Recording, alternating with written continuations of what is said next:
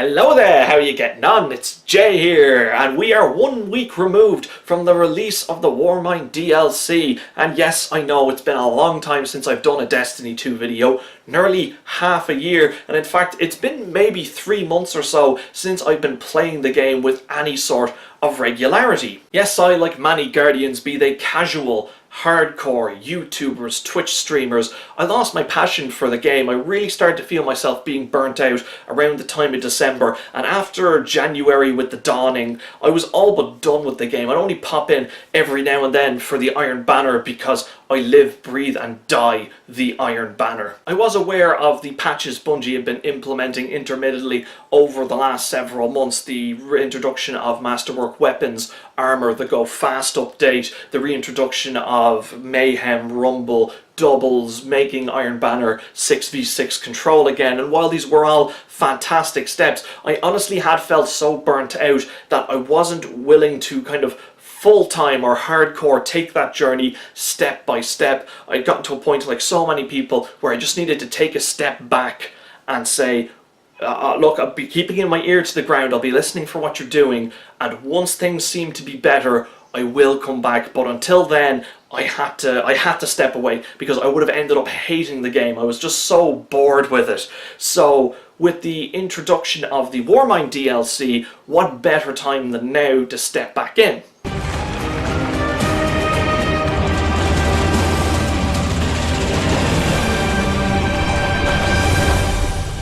Now, for my first foray back into Destiny 2 video content creation, I really wanted to do a review on the Warmind campaign, but as I played through the campaign, once I completed it and started onto the post-game content, I realised there was something much more important going on in this DLC than simply just the campaign or any individual game mode within it. For me personally, and I do know I am a casual, primarily solo player, so opinions are going to vary on this, but my bit of feedback to Bungie through this video is the best thing that they have done since the launch of Destiny 2, which was implemented with this Warmind DLC, is they have made power levels relevant again. Since the start of Destiny 2, the power levels have been for the most part irrelevant once you passed a certain threshold, which is just completely ridiculous. Like, you could be fighting enemies at a recommended light level significantly higher than yours, and it didn't seem challenging at all. Like, they might have slightly more health, but it wasn't like it was in Destiny 1, where if an enemy was like 10 or more light level ahead of you,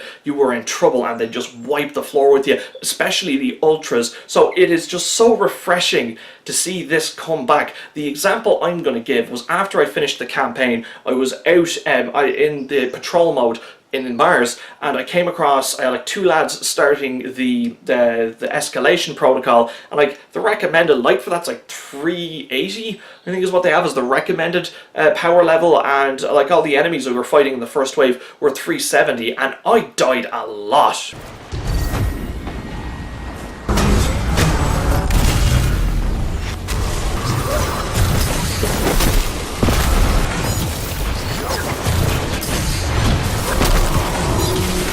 We're all headed for our position. Don't let them get close.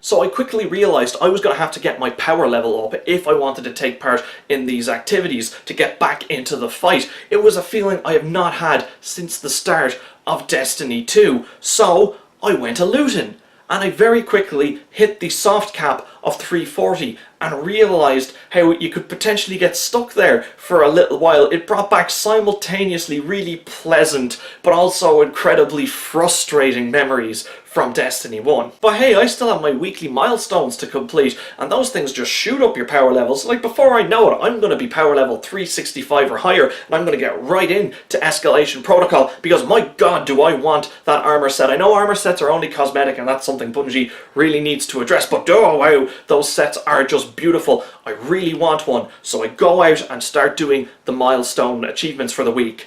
I complete the Crucible milestone, I complete my Clans milestone, and then I go to do a Heroic Strike with a recommended power level of 350. Now, when I went to do the strikes, I think I was 342, and even then I was noticing the difference, and I was fighting alongside guys who power levels were even lower than that again, and we just got our asses handed to us. So now I'm looking at the milestone for the weekly Heroic Strike playlist. I'm going, oh, now that's going to be a challenge. That's something I'm going to have to really gear up for and bring my best to in order to complete 3 to earn the milestone achievement to get that powerful gear. So I have to be at my absolute best just to beat activities to raise my power level to the point where I can then take part in the activity I really want to. Of course, an obvious answer to that is, why not go do Trials of the Nine? Why not do the Nightfall? Why not go and take part in the raid or raid lairs? And honestly, casual, primarily solo player, and I'm okay with that. When in Destiny 1, when the grind was real, I'd see so many people hit the power level cap and they'd be decked out in full Trials of Osiris gear, or they'd have their whole raid armor set, or they'd have Vex Mythoclast, Necrochasm, and I would be so far behind and I'd have so far to go. I'd be waiting for the Iron Banner to roll around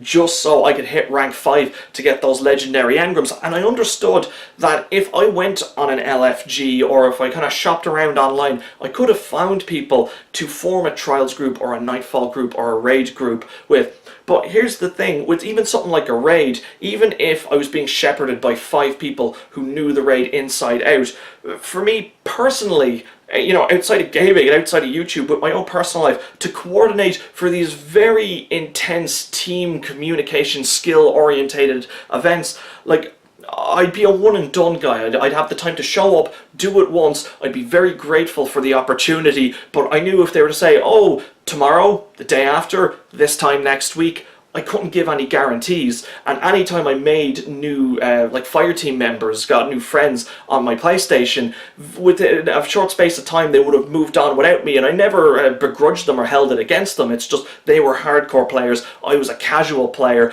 and the point I have with this is I was delighted to be left behind. All this extra gear, all this extra power level, all the good weapons. Like, players should have to earn that, and I am someone who's not willing to commit the time to be a hardcore player, to take on these hardcore activities, so I don't deserve them, or to be more accurate, I won't have earned them. So what's left for me? How do I get my power level up to a high enough point where I can do things like, say, Escalation Protocol?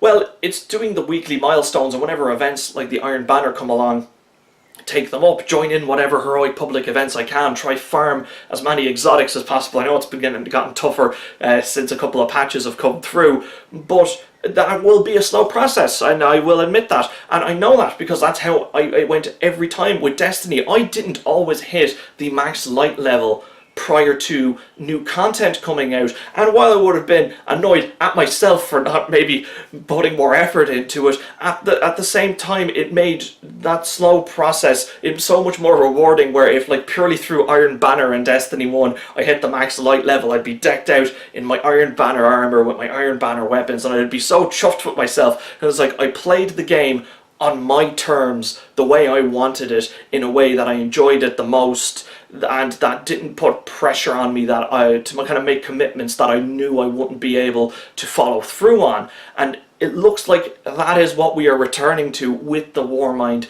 DLC.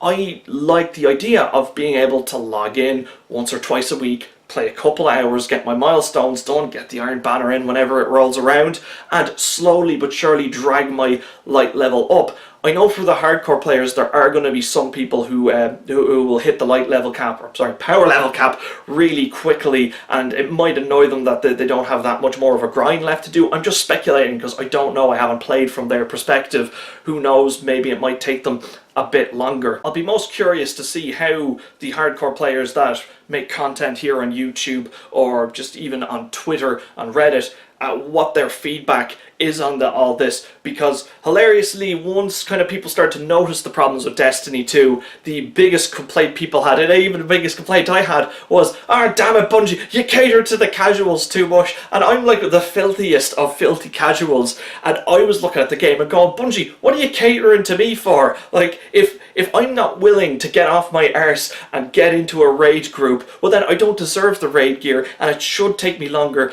to hit the highest power level in the game, and there should be exotics and ships and sparrows that I can't get access to. If I want them, I can do the raid.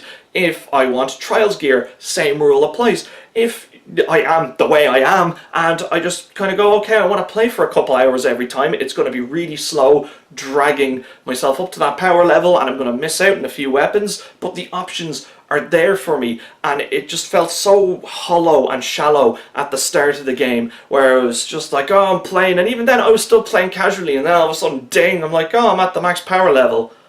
Alright, I'll go play something else then, bye!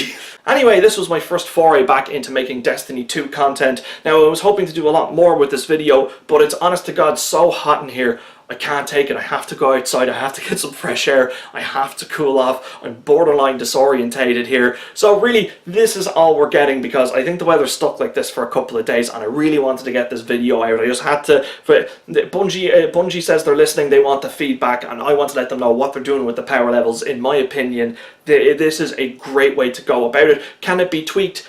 Or is it perfect? Probably not. Probably could do with a bit of tweaking. But here's the thing, this is only 1 week removed from the DLC's launch, and even then I was thinking as a review, there's no point in doing a review the day of or a couple of days later. With the review, you'd want to maybe do it 4 to 6 weeks later, because for me, it's whether a Destiny content is good or not. It's based on whether the answer to one simple question. Are you still playing the game 6 weeks later? Because if the answer is no, well then it's not good. If the answer is yes, well they're doing something right.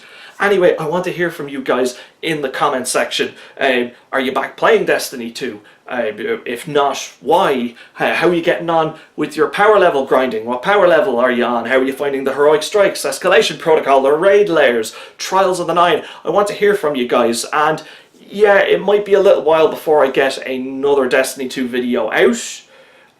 So if you're new to the channel and you like Destiny 2, feel free to not subscribe based on that information. But if you want to see more content, let me know in the comment section. I'll see what I can do. Anyway, I'm going to wrap it up now. Get some water, get some fresh air. Thank you so much for watching. My career will be back soon, and I'll have a channel update. Hopefully things will have cooled down by then. See you in the next video, guys. Cheers. Jesus Christ.